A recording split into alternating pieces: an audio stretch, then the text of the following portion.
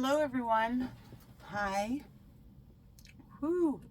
Almost hit that with my hand and that would have been really bad. Here we are for another video. I have a couple orders to pack today, a couple sales. This one, I accepted the offer, but they haven't paid yet, so I probably won't pack it quite yet. But it is mini Mahjong tiles. I love this game. I don't think I would have the patience to actually do it live. I think I would rather play the game on my phone so they can put the puzzle together for me. That would be better. I sold one of the new Starbucks mugs. I know the light is going to glare on it, so I don't know if you can see her. But of course, there's the Starbucks mermaid in the ocean, gold, copper color, brand new and everything. And then I sold these. Now I advertised these, I think, as children's silverware and stuff, but they could be like jelly spoons. This could just be a stir stick or stir spoon, you know. This one definitely is a child's spoon or fork because it's got a clown on it, okay? So, yeah, and they're filthy, but so I don't think they want my hair either. But just some old relish forks or whatnot. They're neat. I don't like to clean items like this. I mean, if they're silver, which none of these are silver, like sterling silver, I will polish up with the cloth, like what I used the other day. And this might even polish it up, but I don't know. Let's see. Some people don't like to use chemicals, even though this has a little something in it. I think that's supposed to be like a chemical. It's not really cleaning it all that well because it's not sterling silver, I guess. I don't know. But I leave it for them to clean so they can, and I put that on there. Things tarnish, they're old. So this one actually looks like my silverware set. Jeez, sorry, I can't hold on to anything. But yep, there we go. My kids used Mickey Mouse spoons and forks. And when I go to antique shows or garage sales or anything like that, I always look through the silverware and find like either my pattern or the Mickey Mouse silverware that my kids had. So that one I'm shipping out. And then I sold this one today, which is Doc Brown from Back to the Future. This is the future Doc Brown. So, which funny story. We bought these so we could take them to Fan Expo. We didn't end up going to Fan Expo. I think I told you the story because I've sold the clock tower with him. And we didn't end up going because the Omicron came out. So then they honored the tickets for the next year. But then the next year, my father passed away, so I didn't get to go again. So we just found out, actually, just found out today that Christopher Lloyd will be at Fan Expo again this year. And I'm not going to be able to go this year. But the person contacted me saying, I live, you know, in another town down the way. If you ship it, can you get it to me in time? And with Monday being a holiday, I didn't know if I'd be able to do it. So I said, but guess what? I'm actually going to be in your area tomorrow. So we arranged to do a local pickup on this. And so Doc Brown is actually she's going to get it autographed. I'm excited about that. I'm happy for her because that's what we initially bought these for, and it's actually going to happen for him. So that I think is pretty cool. So let's get started here.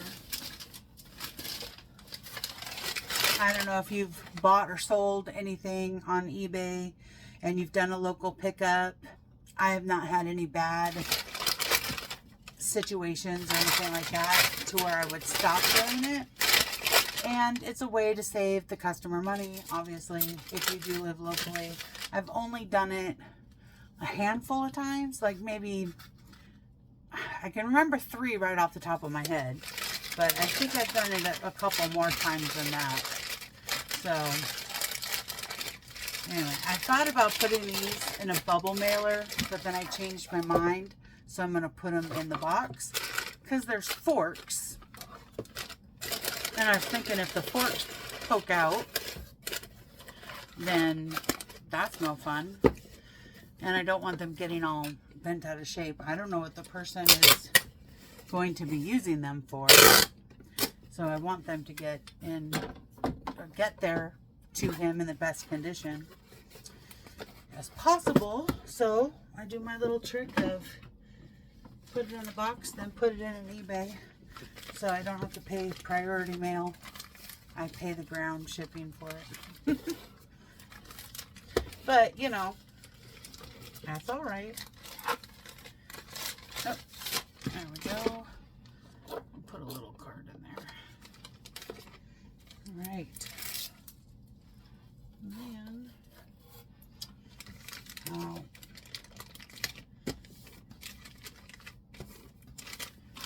there's that. All right, and then I had a plan. I kind of messed it up. So for my little coffee cup here, this brand new, some of them I got had papers inside. So I'm going to, oh, well, it's got a little mess right there, it looks like. I'm going to wrap this up.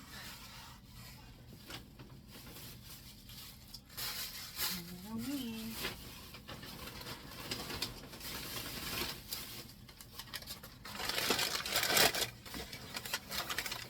bit overprotective. It's funny, this is a Starbucks cup we were just talking about at work, like your favorite coffee area or coffee shop or anything like that. Some people have very strong opinions about coffee. I'm kind of one of them. All right.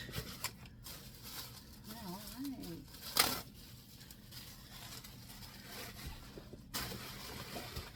All right. I'm a little, I had a different plan. I was going to do something else and I forgot it. I forgot. Piece.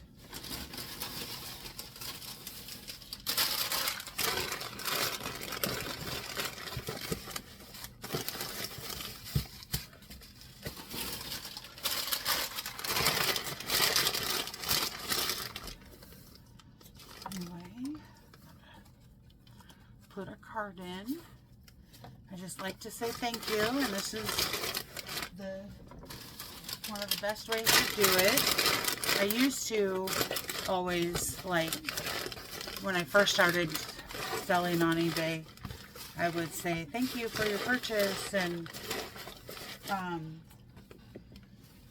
make a note or always like send them a message once they paid for it and everything. So that's good.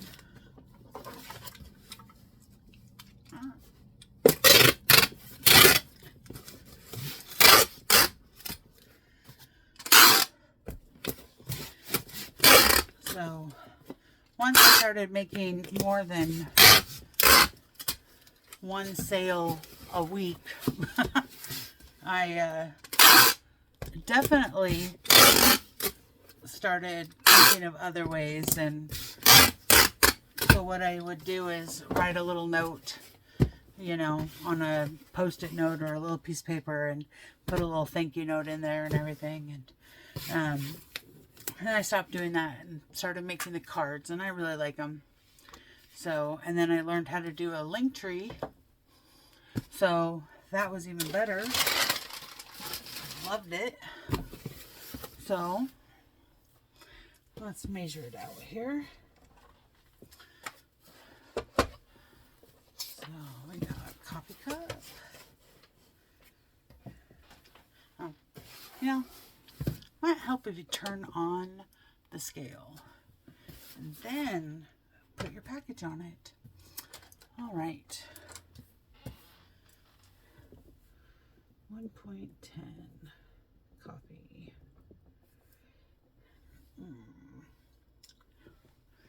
And this one has the size on it because I'm recycling an eBay box. I must have got this from the post office store. They've been saving boxes for me. So there's that. And then our spoons and forks is 7 ounces. And then we got, oops, 10 by 9 by 2. Yeah, all right. So I will get the labels printed up for that. And tomorrow, Doc will find his new home. So that's awesome. I'm glad that he's going to get an autograph on him like we wanted to. But, interesting. I don't know why that's there. And hopefully they will pay for their purchase and I can send those out. Those, how much are those? I think I weighed them out when I listed them because they're pretty heavy.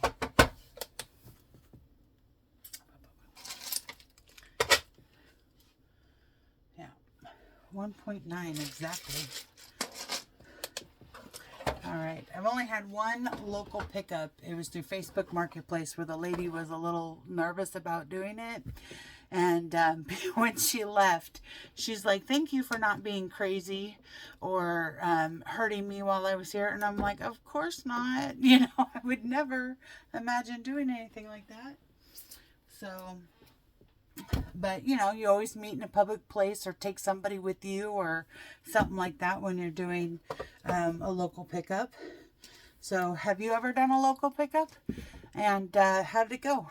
If you've done a local pickup as a buyer or a seller, do you like the process? I think eBay's improved it a lot because now when you're sending the messages to the person, it says, don't forget to scan the code, you know, and so all I have to do is press on that. Before they changed that, it was actually really hard to find the code, the QR code, and so it took a lot longer for us to get the transaction done and over with. So, but here we are. Thank you so much for watching. I hope you have a wonderful, today is Friday, so I hope you have a wonderful weekend. If I don't post this tonight,